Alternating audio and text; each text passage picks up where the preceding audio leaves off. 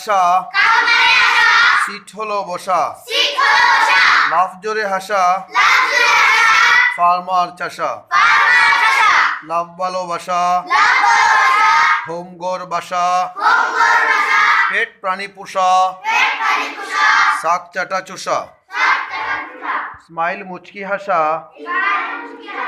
Mosquito মশা, cucumber শশা। বুঝতে পেরেছো? এরকম ছড়ার মাধ্যমে ইংরেজি আমরা শিখাবো, হ্যাঁ ইনশাল্লাহ। পড়ালেখার শুরুতে দুরূদ শরীফ পড়িতে হয়, তারপর বিসমিল্লাহর সহিত রাব্বি জিদনি ইলমা, আল্লাহুম্মা আইয়িদনা বিরূহিল কুদুস, এগুলো পাঠ করিতে হয়।